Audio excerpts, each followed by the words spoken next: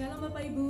Shalom. Pada pagi hari ini kita bersuka cita, amin. Amin. Ketika kita di dalam Tuhan, kita memperoleh segala sesuatu yang menjadi kekayaan Tuhan.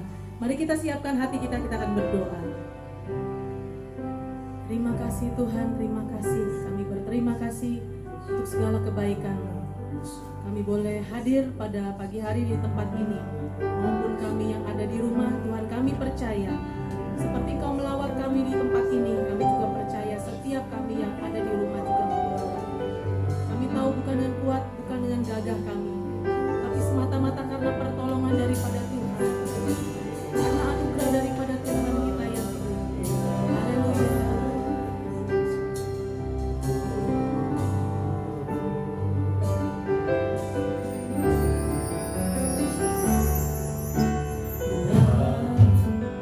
Buka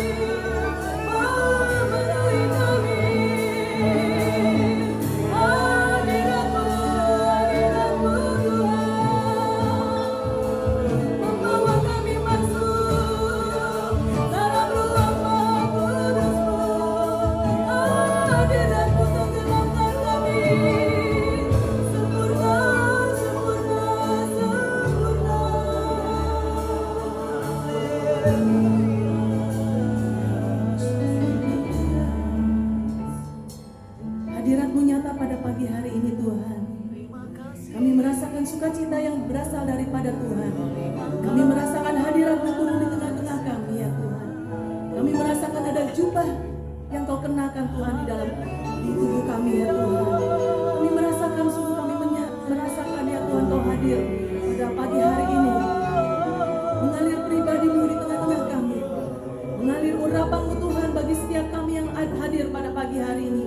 Maupun setiap kami yang ada di rumah, kami percaya dan sungguh percaya bahwa kuasa-Mu ada di tengah-tengah kami. Sebentar kami akan memuji dan memuliakan nama-Mu ya Tuhan.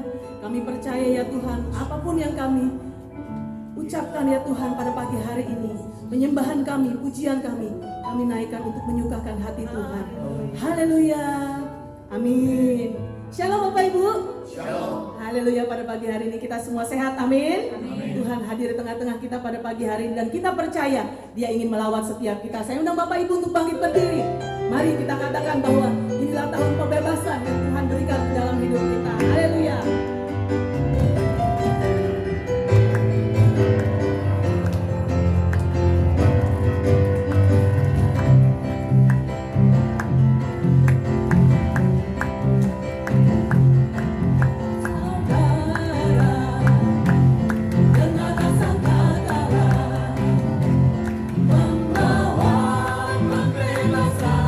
Bagi semua orang, tidak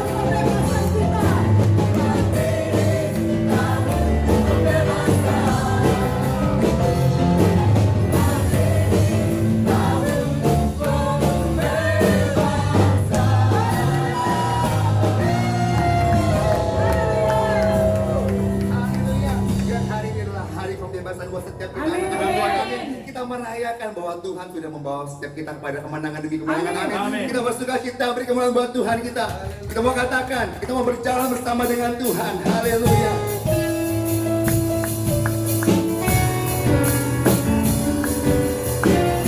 Mari jemaat Tuhan, pagi hari ini kita bersuka cita. Yang percaya katakan amin.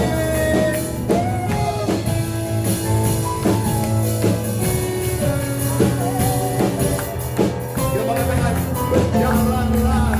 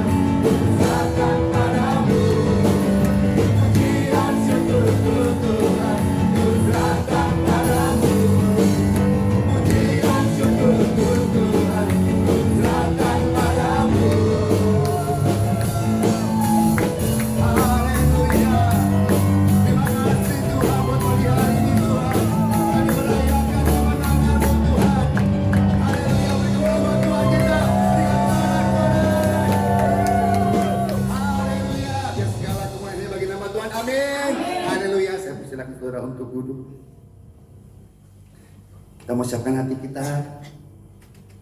Kita mau mendengarkan firman Tuhan. Kami mengucap syukur Tuhan untuk pagi hari ini Tuhan.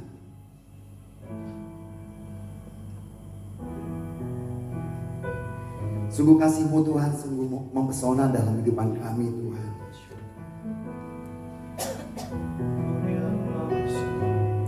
Pagi hari ini Tuhan, kami persiapkan hati kami Tuhan. Kami mengizinkan Engkau berbicara pada setiap kami anak-anak-Mu Tuhan. Terima kasih Bapa yang baik. Kau sangat baik dalam kehidupan kami Tuhan. Jadi kami datang kepadamu Tuhan. Kami menyembah-Mu Tuhan.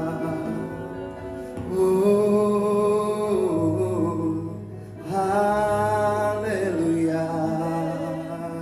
Kami bawa penyembahan kami bawa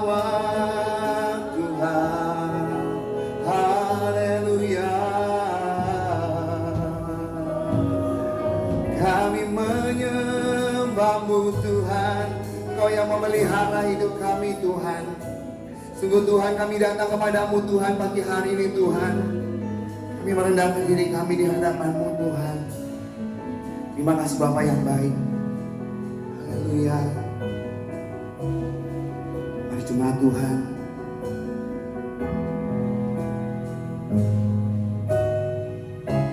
Terima kasih Tuhan. Untuk pagi hari ini Tuhan, kami masuk dalam altar-Mu Tuhan. Terima kasih Bapa yang baik. Haleluya.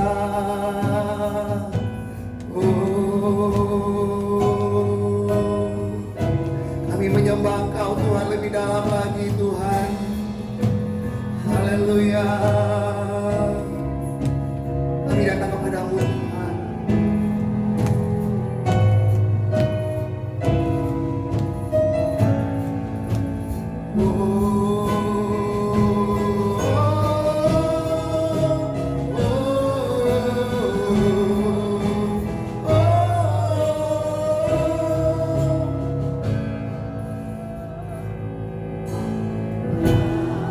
Kasih-Mu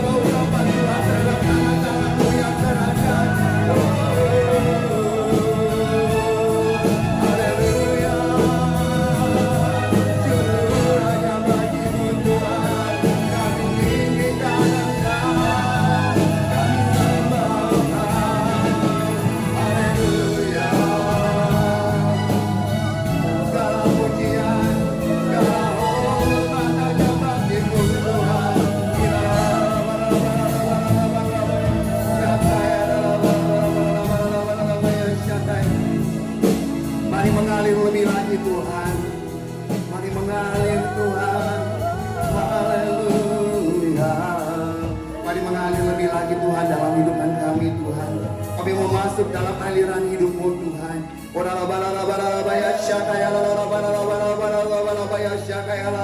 Pagi hari ini Tuhan kami datang kepada Engkau Tuhan. Mari Tuhan, Engkau bekerja lebih dalam lagi Tuhan. Kami mau mendengarkan firman-Mu Tuhan. Mari berbicara di tengah-tengah kami Tuhan. Oh haleluya, haleluya Tuhan. Oh mari lebih dalam lagi. Mari ucapkan dalam bahasa roh.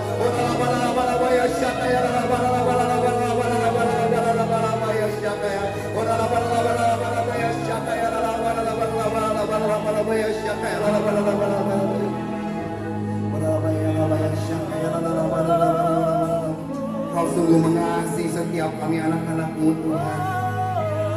Pagi hari ini Tuhan kami datang kepada-Mu Tuhan.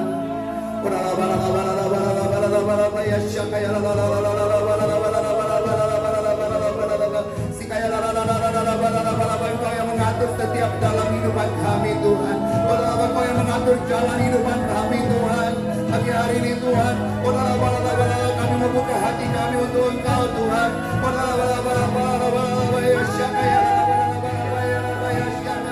Kami merendahkan hati kami di hadapan-Mu Tuhan.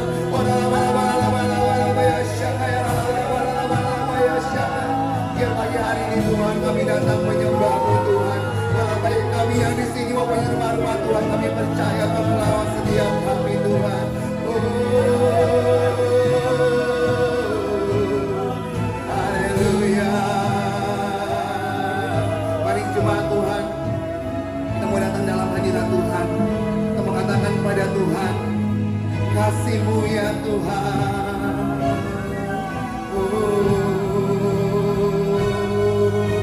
Haleluya.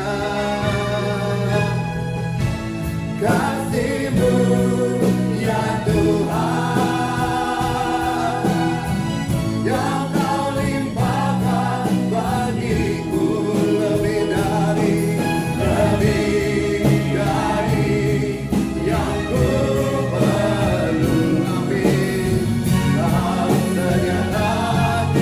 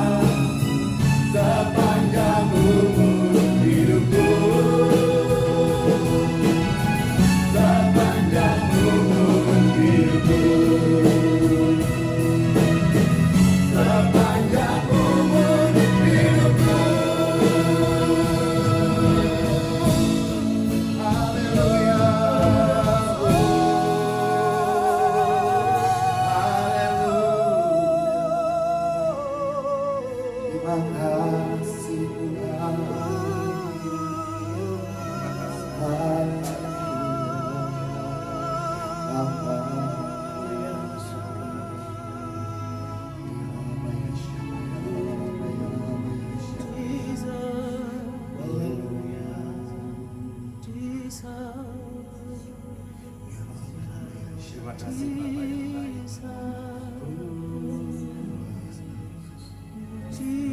Terima kasih Bapa yang baik. Engkau hadir di tengah-tengah kami. Kami dikasihi, kami diberkati oleh Tuhan. Kami diperhatikan. Engkau tidak pernah melepaskan kami dari pandangan mata-Mu. Engkaulah yang menyertai kami, dan Engkaulah yang tinggal di dalam kami. Engkaulah gembala yang baik. Itulah sebabnya Tuhan berkata, gembalakanlah domba-dombaku. Terima kasih untuk perintah dan keteladanan Tuhan. Di dalam nama Yesus Kristus Tuhan, kami sudah berdoa. Haleluya. Amin.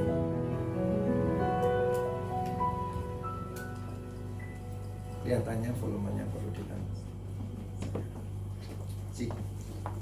Saudara-saudara, hari ini kita akan mendengarkan firman Tuhan mengenai Tuhan mau kita itu jadi gembala. Saudara-saudara, Tuhan Yesus waktu Dia di muka bumi, Dia telah menjadi gembala kita. Dan Dia mau supaya kita juga menjadi gembala. Kita lihat dulu saudara-saudara bagaimana Tuhan Yesus,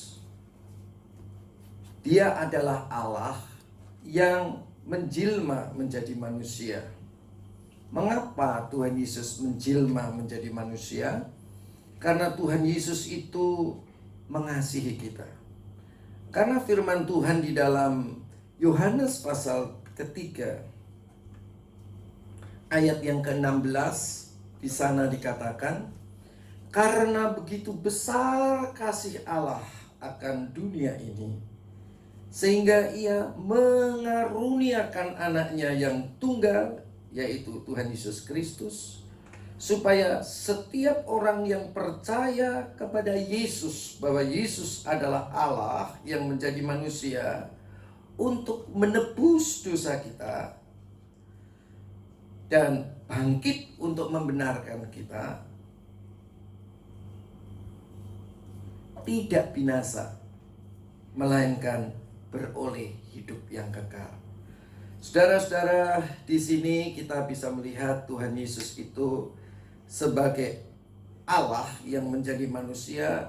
Dia sungguh-sungguh mengasihi kita, dan Dia menjadi manusia untuk menggembalakan kita. Dan kalau saudara lihat di dalam Yohanes pasal ke-10, maka di situ Tuhan Yesus mengatakan, akulah gembala yang baik. Di ayat yang ke-11, Yohanes 10 ayat yang ke-11 dikatakan, akulah gembala yang baik. Gembala yang baik memberikan nyawanya bagi domba-dombanya. Jadi Tuhan Yesus itu memang betul-betul Dia adalah seorang gembala yang baik. Dia menyerahkan nyawanya untuk kita. Jadi saudara-saudara, Dia adalah gembala yang sangat baik, luar biasa baik ya. Karena Dia mau menyerahkan nyawanya. Saudara-saudara, siapakah yang menyaksikan ini? Semua murid-murid Tuhan menyaksikan ini. Bahkan Petrus, Rasul Petrus, dia sungguh-sungguh menyaksikan bagaimana sebagai gembala itu sangat mengasihi domba-dombanya, dan dia rela menyerahkan nyawanya untuk domba-dombanya.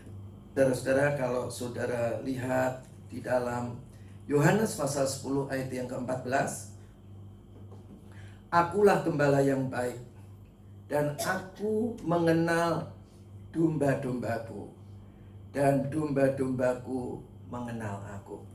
Jadi saudara-saudara, sebagai gembala yang baik, Dia mengenal satu persatu kita, dan kita pun sebagai domba haruslah mengenal Dia dengan baik.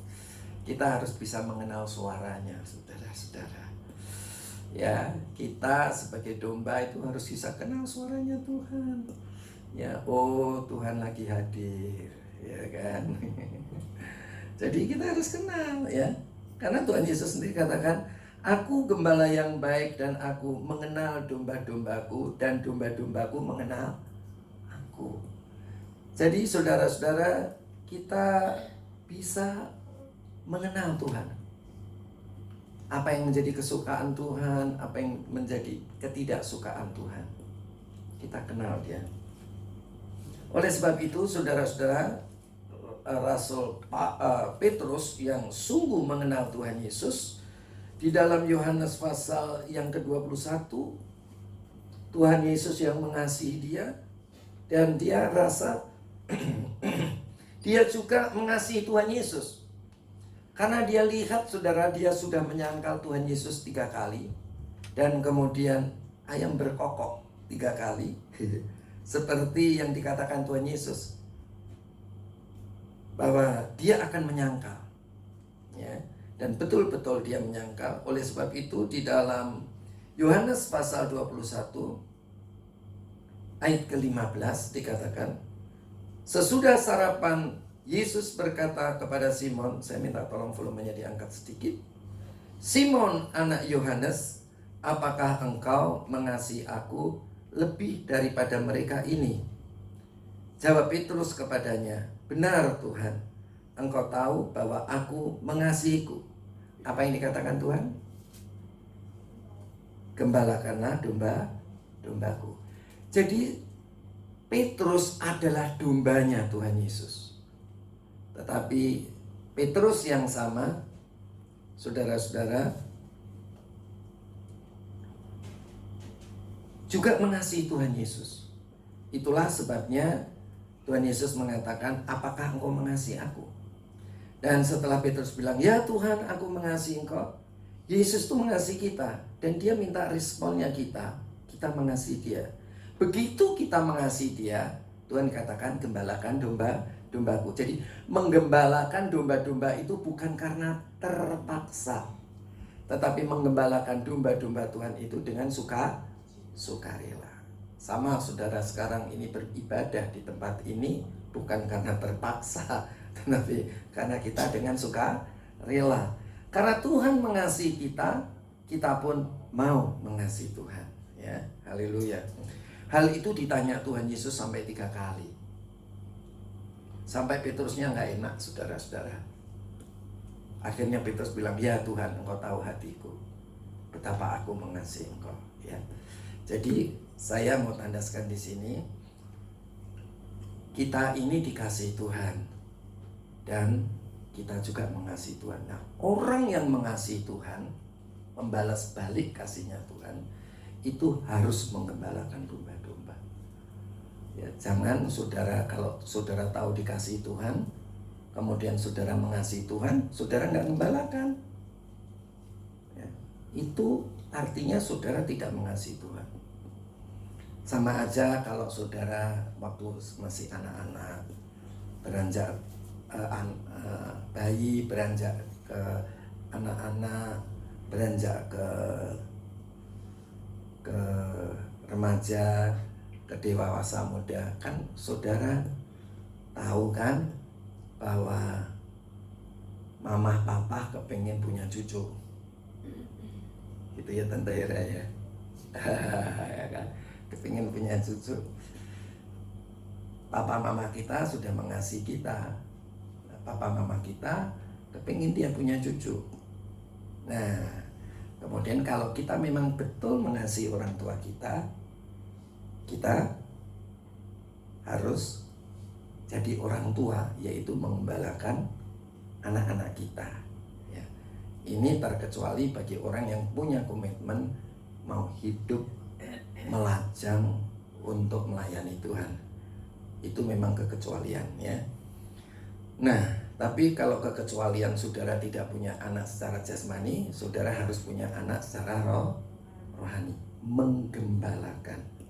Nah, saudara-saudara, mari kita lihat di dalam 1 Petrus pasal yang ke-5. Petrus yang sama yang menjadi murid Tuhan, saudara-saudara, diminta Tuhan menjadi gembala karena Petrus tahu dia dikasihi dan Petrus mengasihi Tuhan. Saudara-saudara, ketika dia sebagai penatua, sebagai gembala, Petrus, dia mengirim surat, saudara-saudara, kepada jemaat-jemaat Tuhan. Begini bunyi suratnya, ayat yang kelima. Aku menasihati para penatua di antara kamu, para gembala di antara kamu. Aku sebagai teman penatua. Jadi kalau namanya gembala, walaupun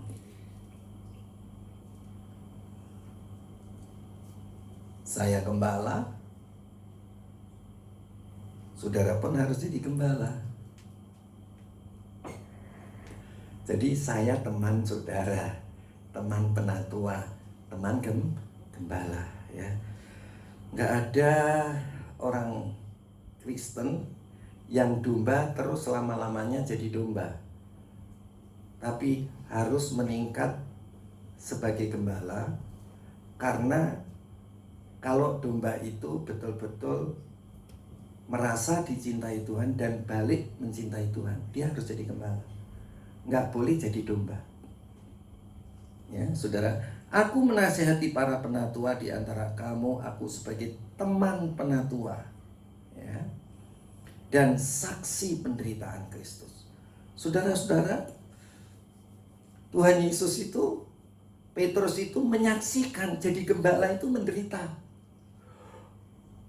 Karena jadi gembala itu harus rela menyerahkannya nyawa. Volume dikurangkan, jangan mendengung, ya.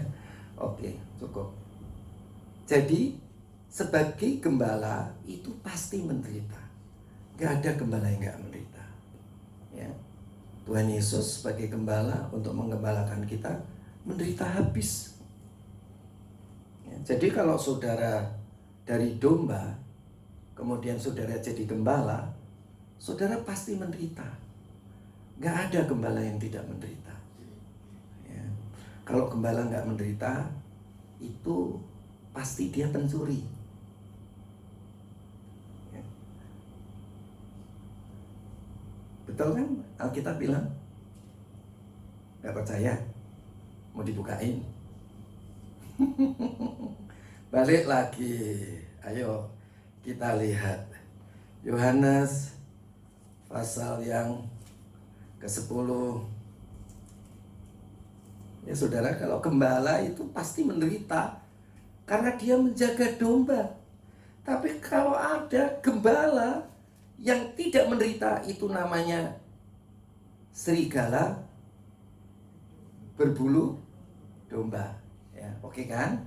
Baca nanti di situ aja, balik lagi, nanti kita nggak selesai, ya kan? Jadi begini ceritanya, ayat yang kedua.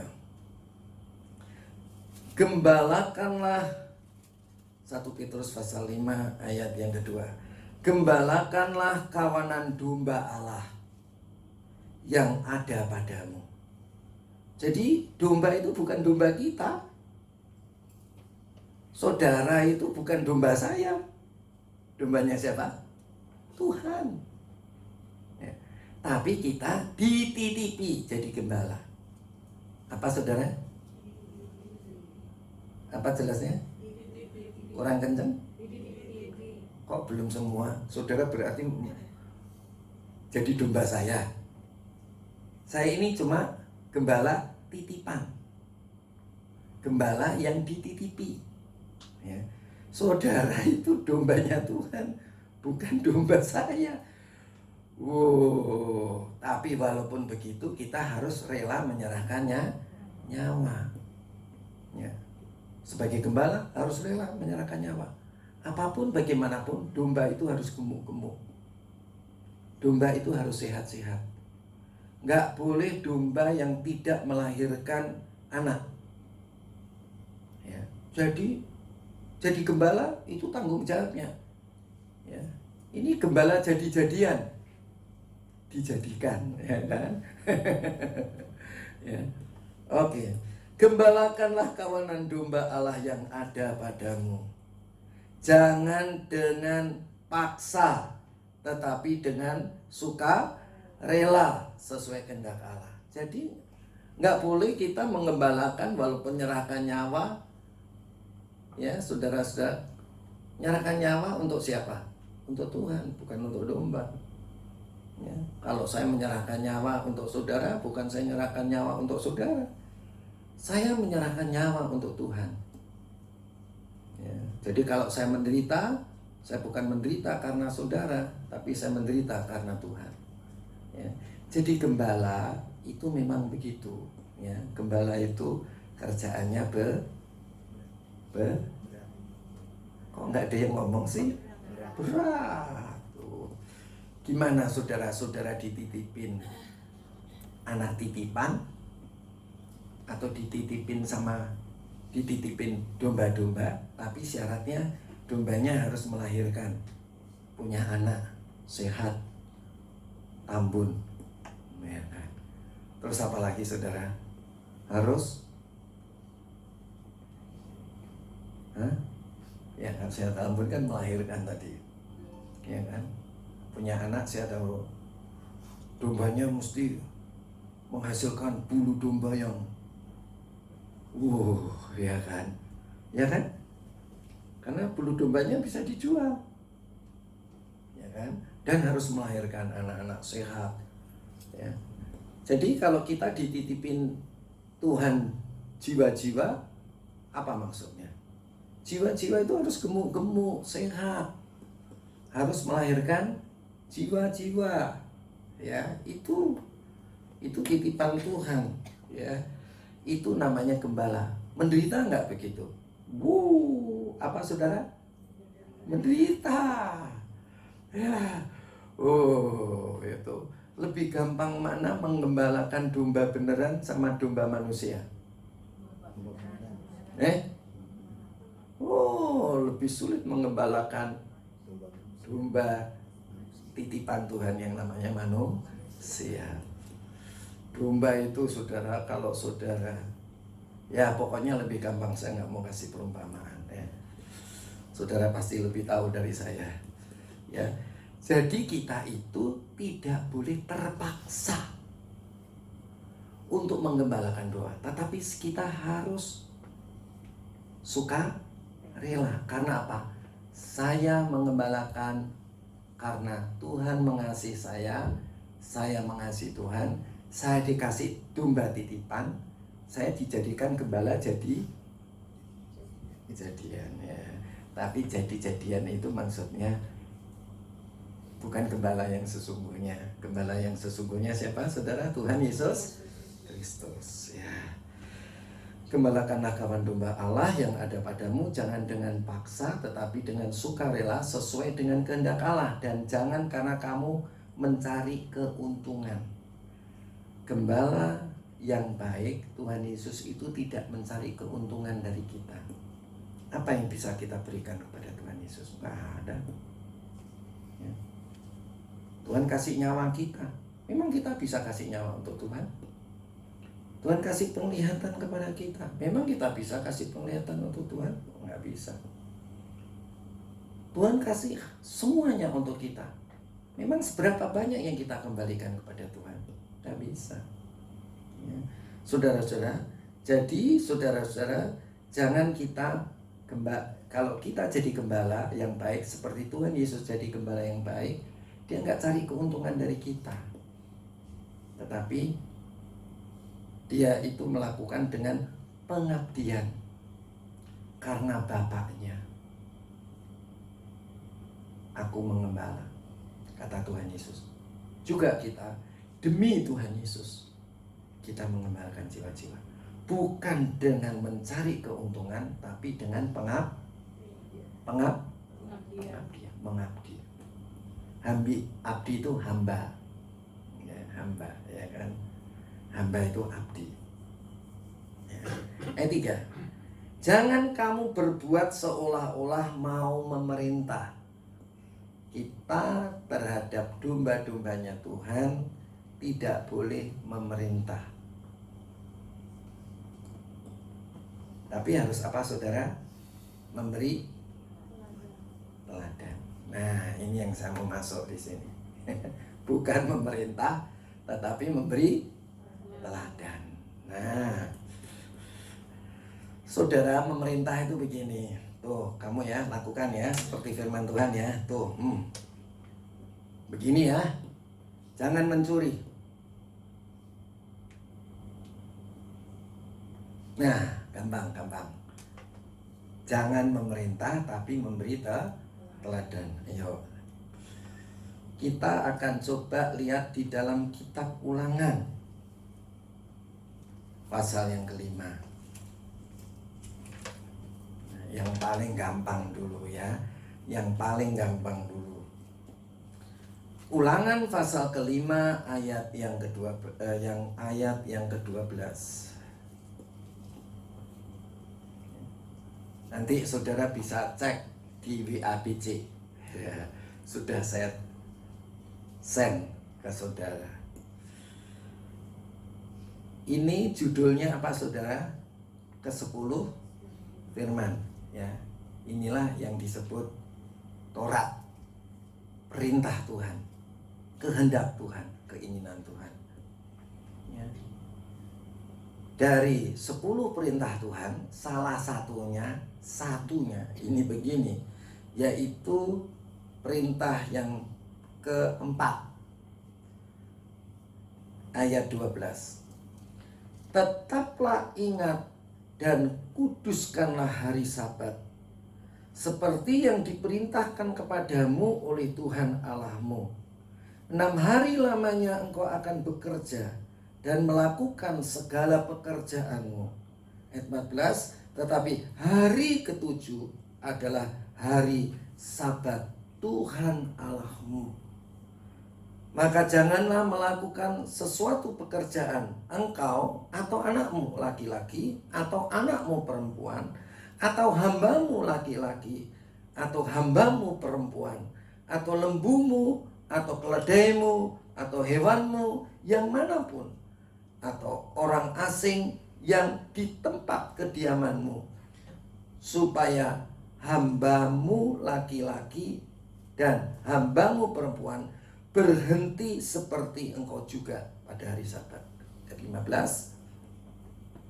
Sebab haruslah engkau ingat bahwa engkau pun dahulu budak di tanah Mesir, dan engkau dibawa keluar dari sana oleh Tuhan Allahmu dengan tangan yang kuat, dengan lengan yang teracung.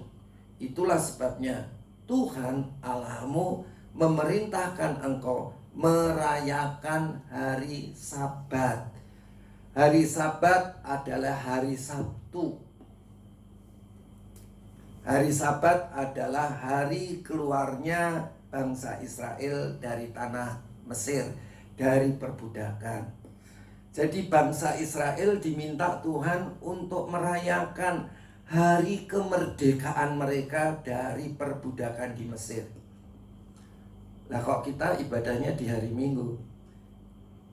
Karena kita merayakan hari pertama setelah hari Sabat. Hari pertama setelah hari Sabat hari apa, saudara? Hari apa? Minggu. Hari Minggu. Hari Minggu. Hari pertama, hari Sabat, bukan hari Senin. Hari Sabat sudah saya katakan tadi, hari apa? Sabtu. Hari pertama setelah hari Sabat hari apa? Lah, kenapa kita ke gereja? Merayakan hari kemerdekaan kita dari perbudakan dosa, dari perbudakan iblis. Kenapa? Hari Jumat Tuhan Yesus mati mengangkut dosa kita. Hari Senin Tuhan Yesus bangkit. Ya, dikuburkan bersama Tuhan, dibangkitkan bersama Tuhan. Tuhan Yesus mati untuk mengampuni dosa kita. Tuhan Yesus bangkit untuk membenarkan kita. Jadi kita ini sudah benar, sudah bebas. Amin. Haleluya. Puji Tuhan. Praise the Lord. Amin. Ya. Jadi kita adalah orang-orang yang sudah dibenarkan Tuhan. Itulah sebabnya dengan firman dan Roh Kudus kita menjadi benar. Ya. Jadi kalau saudara penuh dengan Roh Kudus dan saudara memahami sungguh firman Tuhan, saudara pasti jadi benar. Bukan cuma dibenarkan, tapi benar. Sama aja saudara sudah dilepaskan dari penjara, berarti saudara udah benar, dibenarkan. Kemudian setelah lepas dari penjara, benar, dibenarkan atau benar? Dibenarkan. Tergantung hidup kita bergantung dengan Roh Kudus dan firman Tuhan tidak. Kalau saudara tidak bergantung dengan Roh Kudus dan firman Tuhan, hidup saudara walaupun sudah dibenarkan tapi belum benar. Kenapa? Yang di kanan kiri Tuhan Yesus waktu disalib, salah satunya Tuhan Yesus bilang begini, hari ini juga engkau akan bersama-sama aku di Firdaus. Kenapa Tuhan Yesus bilang hari ini juga? Bisa dibantu saya? Karena orang itu umurnya cuma hari itu, mati bersama-sama Yesus, kemudian dia ke Firdaus. Tapi kalau ditambah 5 hari lagi, belum tentu dia ke Firdaus. Ya kan? Iya kan?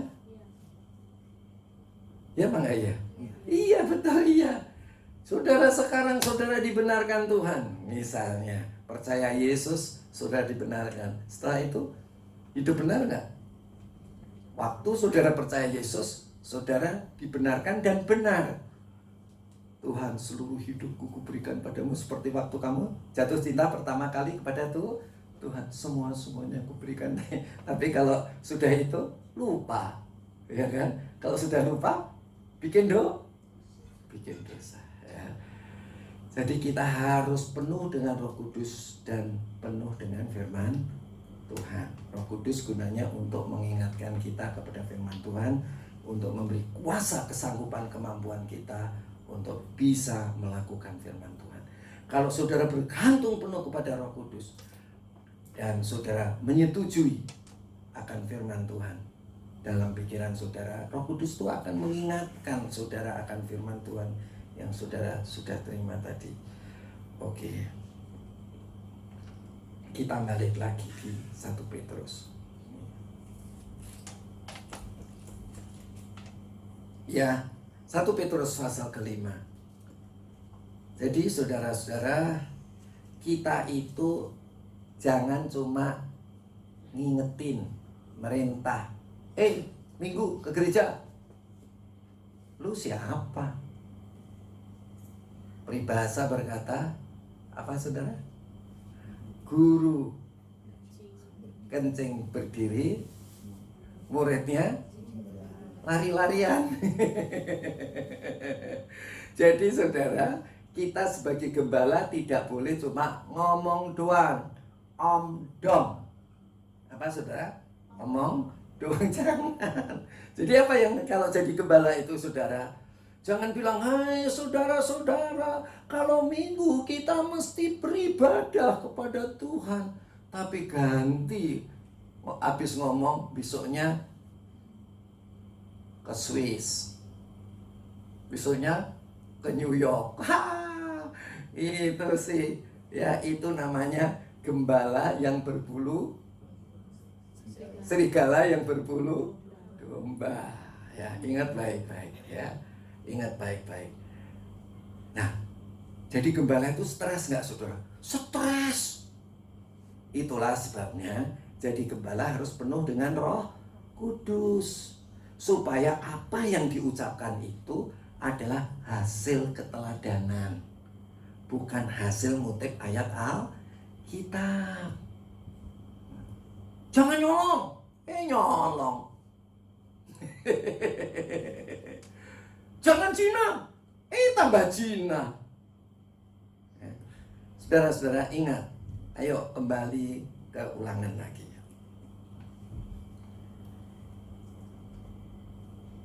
Ya, ulangan lagi.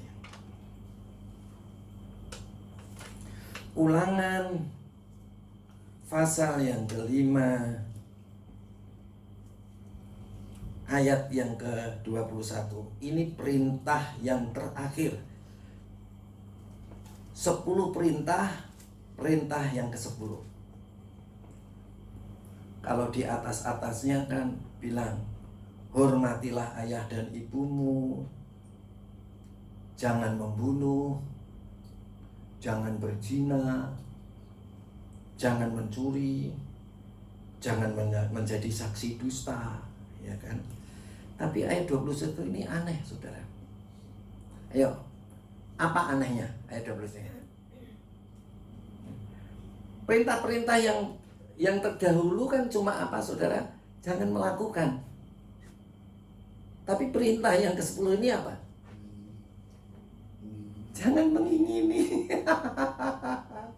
Siapa yang sanggup kalau dia tidak dipenuhkan Roh Kudus dan penuh dengan firman? Gak bisa. Ya. Gak bisa. Gak gampang, saudara. Gak gampang. Tapi jadi gembala harus jadi teladan. Coba ayo kita baca ayat 21. Ulangan pasal 5 ayat 21. Jangan mengingini istri sesamamu. Loh. Ini bukan jangan ambil istri sesamamu. Bukan begitu. Jangan mengingini. Ya kan? Jangan mengingini. Ya. Mengingini aja jangan. Ya kan? Saya nggak ngambil kok. Kamu mengingini. Sama saja. Nah, jadi gembala bukan memberi perintah. Jangan. Tetapi menjadi gembala itu adalah meneladani. Gimana jadi gembala meneladani? Berat. Kalau saudara dan saya tidak menerima Roh Kudus, saudara tidak bergantung sepenuh pada Roh Kudus, tidak penuh dengan Roh Kudus, dan kemudian saudara dipenuhi dengan firman Tuhan. Roh Kudus itu akan ingetin firman Tuhan yang saudara sudah baca. Mungkin waktu saudara baca nggak ngerti, tapi saudara apal. Oh gini. Atau mungkin nggak apal, tapi Roh Kudus itu bisa mengingatkan. Tapi yang penting baca firman Tuhan. Maka Roh Kudus itu akan mengingatkan kita. Jadi saudara-saudara, jadi gembala mudah apa sulit? Sulit. Oh, saya jadi gembala rasanya sulit. Tapi nggak sulit sih. Kalau kita banyak doa.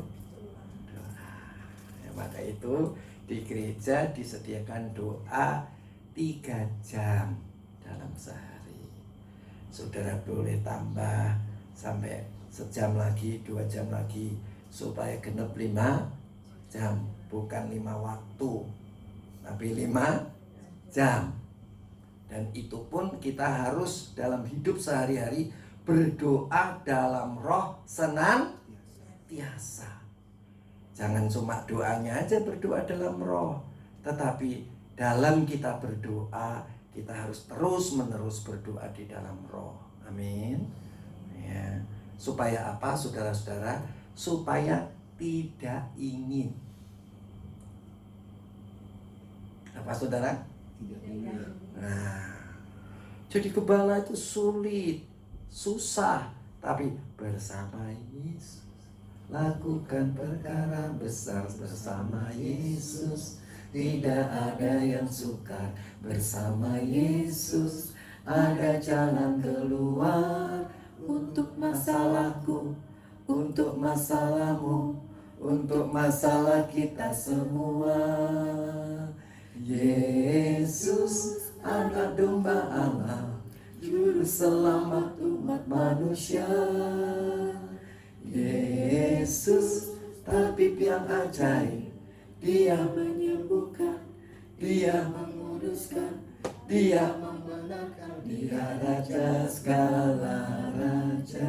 Ya, Dia sanggup membenarkan kita. Ya, saudara kan bisa benar. Saya nggak percaya kalau ada orang bilang nggak sembahyang, berdoa dalam roh senantiasa. minimal saudara doa 3 jam. Tuhan Yesus tuh bilang sama murid-muridnya, sejam aja. Ya. Tapi kita doa berapa jam? Kalau bisa 5 jam. Ya, untuk apa saudara-saudara? Godaan itu banyak. Ya. Saudara dikirimin video porno. Ya kan? Oh, ya kan? Ya, saudara pergi keluar kota, lagi masuk di hotel, ditelepon, Pak, saya yang tadi malam nemenin Bapak loh. Loh, wong saya baru datang kok. Kapan kamu nemenin saya? Ya Pak, kalau gitu sekarang saya temenin ya Pak. Loh, kalau saudara nggak penuh Roh Kudus, ya, paham ya saudara? Nah, jadi istri-istri juga harus penuh Roh Kudus supaya bisa menjagai suaminya. Ya, amin. Haleluya. Terus apa lagi ayat 21 tadi? Dan jangan menghasratkan rumahnya, mengingini rumah orang lain. Coba kalau orang pada kumpul, Pak, itu yang satu tetangga kita udah punya ganti rumah, ganti mobil, ganti apa lagi? Ganti motor, ganti apa lagi? Ya kan? Kenapa? Oh, ganti istri katanya. Ya nggak mungkin dong istrinya bilang yang lain udah ganti istri supaya Pak suaminya punya istri lain, kan nggak mungkin, ya kan? Ya, jadi itu pentingnya kita penuh dengan Roh Kudus, ya, mengingini istri orang lain, artinya zina, mengingini rumah orang lain, ya, mengingini ladangnya, hambanya laki-laki. Oh, itu pembantunya bisa 10 loh. Tuh, susternya itu satu anak satu. Kita kok nggak punya suster tompah gitu, ya kan? Nah, ya kan? Yang mengingini seperti itu nggak boleh mengingini, ya. Tapi sebagai gembala harus meneladani, ya, gitu.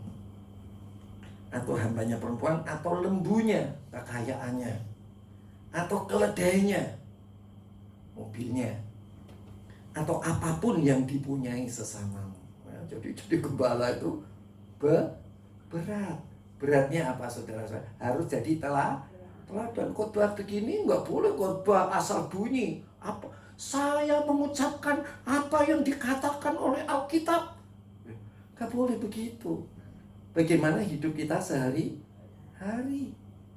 Kehidupan kita yang sehari-hari itu harus kita sampaikan sesuai dengan firman Tuhan. Kita mesti begini. Oke, meski begini. Kan pasti dia tanya, kok bisa begitu, caranya gimana? Ya kan? Ya, caranya tunjukin. Nah, maka itu namanya memberi teladan. Ini perintahnya. Ini yang juga yang aku lakukan. Caranya begini. Nah, kalau saudara nggak ngerti, gimana? Jadi saudara harus tunjukkan teladan itu sampai ke caranya. Gimana supaya saudara tidak mengingini. Ya, oke ya. Sampai di sini paham banget ya saudara ya. Jadi gembala.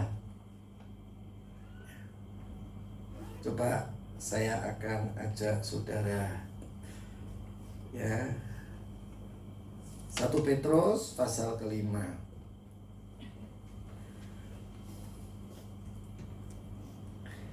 Ayat 4. Maka kamu apabila gembala agung datang, kamu akan menerima mahkota kemuliaan yang tidak dapat layu. Jadi kalau Tuhan Yesus nanti datang di awan-awan dan kita akan diangkatnya, baik kita yang sudah mati atau masih hidup, akan diangkat menyongsong Tuhan di awan-awan, dan kita akan mendapat mahkota bagi gembala yang menjadi teladan. Maka itu banyak orang yang mati, saudara, mati koma begitu. Dia ketemu Tuhan, ketemu pendeta-pendeta. Pendetanya itu pada masuk neraka. Karena pendetanya itu kenapa? Cuma ngomong doang, tapi tidak menjadi teladan. Nah, kalau gitu diomong sama pendeta-pendeta, itu gembala yang ngomong gitu lagi stres sama penyakitnya. Maka itu setelah hidup lagi dia ngomongnya begitu. Ya, saudara-saudara, tapi ini adalah kebenaran. Orang itu akan menerima mahkota kalau apa, saudara? Ada pendeta juga, gembala juga itu begini, saudara. Dia itu, saya lupa entah terima penglihatan atau dia mati tapi hidup lagi. Itu dia lihat itu ada encim-encim yang di belakang yang sukanya berdoa begitu, saudara. Itu mahkotanya lebih gede dari dia. Gitu. Jadi dia protes sama Tuhan. Tuhan, kok dia cuma encim-encim? Kok bisa ya Tuhan, mahkotanya lebih gede dari saya? Aku kan gembala, ya kan? Nah, itu tidak menutup kemungkinan. Ya. Saya pun suatu ketika waktu doa di tempat sini, ada salah satu full time. Itu dia terima penglihatan. Saudara-saudara, ya kebetulan saya gembala. Tapi jika dia FKS, saudara-saudara, dia ngomong sama saya gini, Om, aku bingung loh Om, kok mahkotanya Om tuh lebih gede dari saya? Itu ya saudara ya. Jadi saudara-saudara, Tuhan lihat itu bagaimana keteladanan kita sebagai gembala. Keteladanan itu penting sekali. Ya, bukan memerintah, tetapi meneladani. Ya. Jadi saudara-saudara, saya nggak perpanjang. Ya. Keteladanan itu penting sekali. Semua punya Tuhan dan kita harus kembalikan kepada Tuhan. Mari katakan kepada Tuhan, ya Tuhan, semua adalah punya. Haleluya.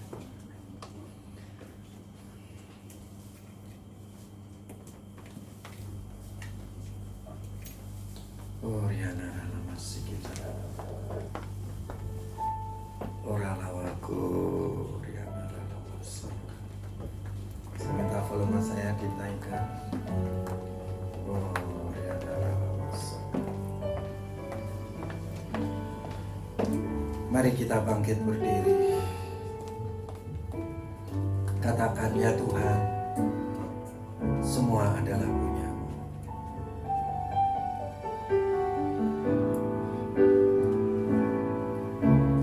Ya Tuhan, punya-Mu-lah kebesaran dan kejayaan.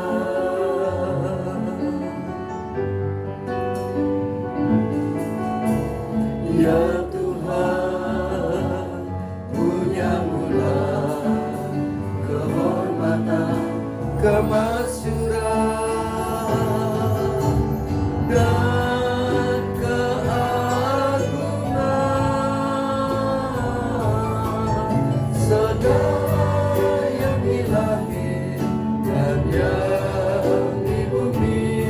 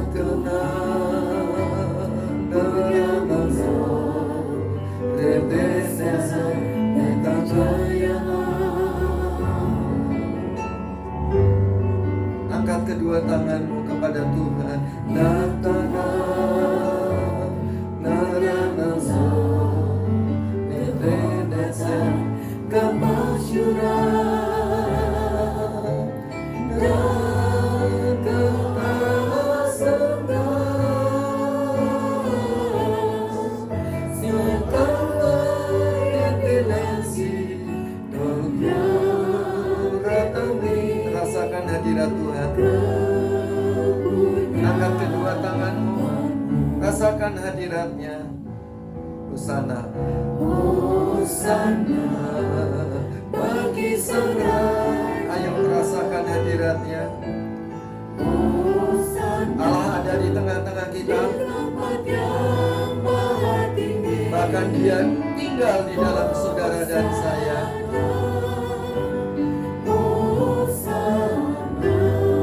Apa yang menjadi keperluanmu? Tuhan adalah Allah yang Maha Kuasa. Punya mula kebesaran dan kejayaan. Angkat tanganmu, rasakan hadiratnya, pandang Dia. Haleluya.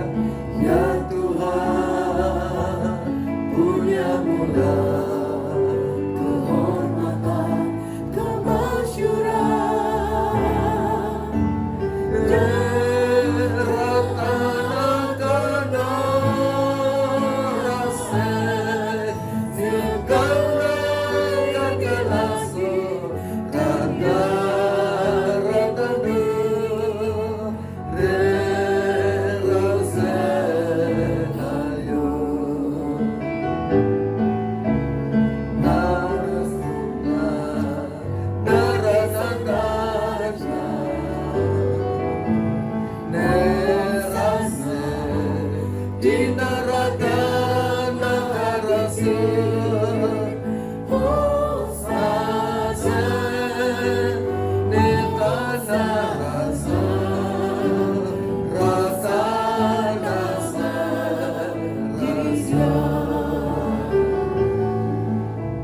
Kedua tanganmu, engkau akan merasakan hadirat Allah. Allah menjamah kedua tanganmu. Engkau merasakan hadiratnya. Dia ada di tengah-tengahmu. Dia ada di dalammu. Dia menjamah akan kedua tanganmu. Hadiratnya, kuasanya sedang mengalir dalam kehidupanmu, bagaikan aliran listrik. Ada kehangatan, ada kesejukan yang melingkupi tubuh saudara, jiwa, dan roh saudara. Terus saja musiknya, jangan melambat. Angkat kedua tanganmu, nikmati hadiratnya, pandanglah. Pandanglah Tuhan.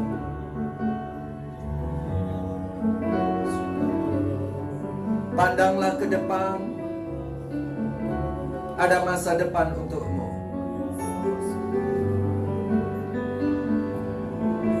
Tidak ada sesuatu yang tertutup di depanmu. Gunung-gunung pun tidak dapat menghalangi engkau. Bukit-bukit pun diratakan. Pandang Dia, pandang Tuhan. Engkau akan melihat apa yang Tuhan tunjukkan kepadamu. Jangan takut. Tuhan adalah kekuatanmu. Tidak ada satu musuh pun yang dapat menghadang engkau. Mereka akan runtuh karena Tuhan di pihakmu.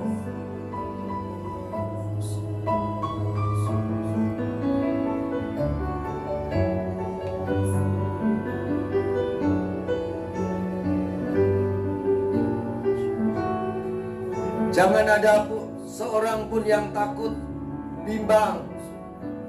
Percayalah, lihatlah. Pandang Tuhan.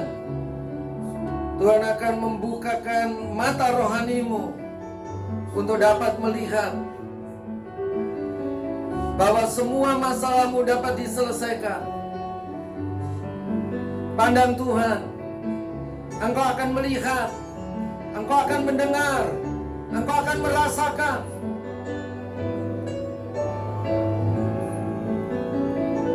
Telentangkan kedua tanganmu ke surga. Tidak ada masalah yang terlalu besar yang tidak dapat diselesaikan.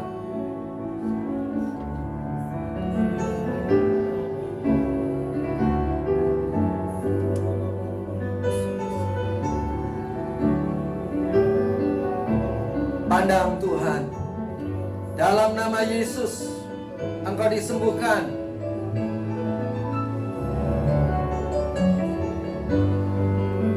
Jangan ada yang merasa takut. Percayalah Allah menjamah engkau dan menyembuhkan. Pandang Yesus. Pandang Yesus. Ada kesembuhan di tempat ini.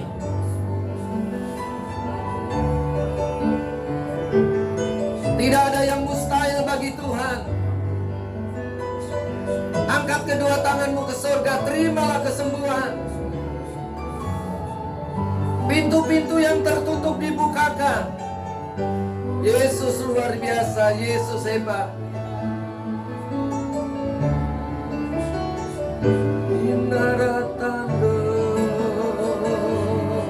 Ayo sembah dalam roh.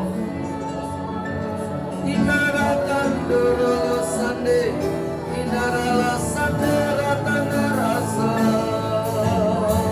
dalam roh.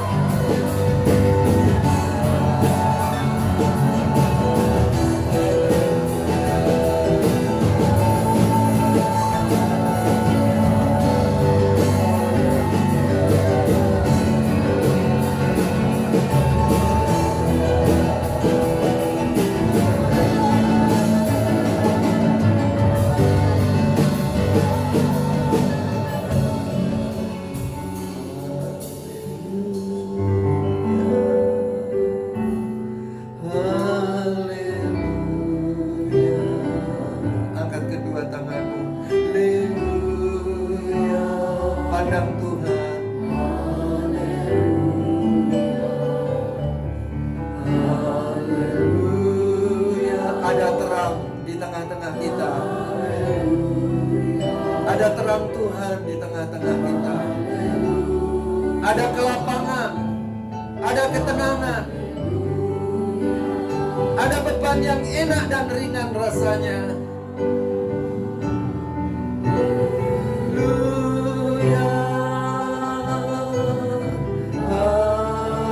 Angkat tanganmu.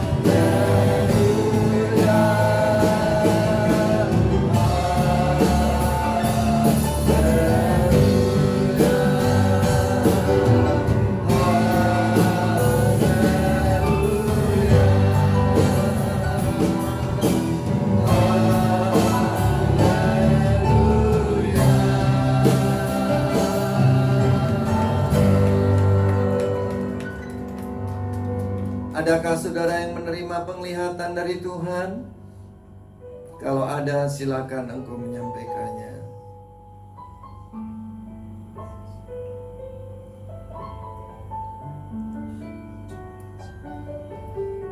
Terima kasih Tuhan, Engkau hadir di tengah-tengah kami. Bahkan Engkau tidak sekedar hadir, tetapi Engkau tinggal di dalam kami. Engkau memenuhi kami. Engkau memenuhi kami. Di dalam nama Yesus Kristus Tuhan, kami sudah berdoa. Haleluya. Amin. Shalom. Silakan duduk. Tuhan memberkati.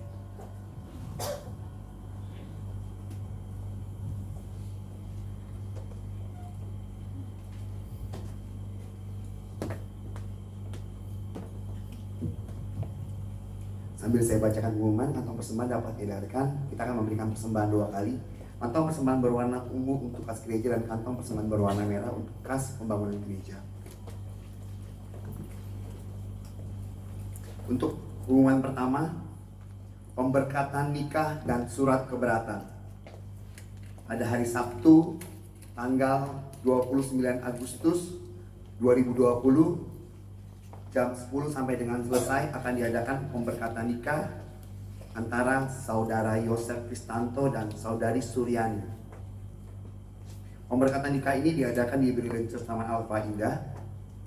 Bagi saudara yang mendapati kedua calon mempelai hidup tidak sesuai dengan firman Tuhan, dapat mengajukan surat keberatan kepada gembala senior dengan disertai alasan yang jelas. Pemberkatan nikah ini hanya dihadiri dalam kalangan terbatas sesuai dengan arahan pemerintah. Untuk pengumuman kedua, di tempat ini ada kegiatan doa dimulai dari doa pagi dari jam 4:30 pagi sampai jam 5:30 pagi, juga ada doa siang dari jam 12 siang sampai jam 1 siang, dan juga ada doa malam dari jam 7 malam sampai dengan jam 8 malam setiap hari Senin sampai dengan Sabtu. Khusus untuk hari Sabtu doa malam ditiadakan karena waktu yang ada digunakan untuk persiapan ibadah hari Minggu. Untuk ibadah di hari Minggu juga dapat diikuti secara bersamaan atau secara streaming melalui aplikasi Zoom sesuai dengan jam ibadah hari Minggu. Saudara jemaat Tuhan juga dapat mengikuti rekaman ibadah pagi melalui YouTube Brilliant Church. Jadi saudara jangan lupa, setiap kita mari gunakan fasilitas yang Tuhan sediakan bagi setiap kita, boleh untuk semakin dekat dan semakin boleh mengalami Tuhan secara pribadi. Demikian pengumuman saudara, saya undang saudara untuk bangkit berdiri. Kita akan mengakhiri ibadah pada pagi hari ini. Kita mau angkat tangan kita. Kita mau katakan kepada Tuhan, sebab Kau layak Tuhan. Haleluya. Sebab Kau layak. Terima pujian. Sebab Kau layak. Terima pujian. Sebab Kau layak. Tuhan Yesus, Raja di atas segala raja. Kau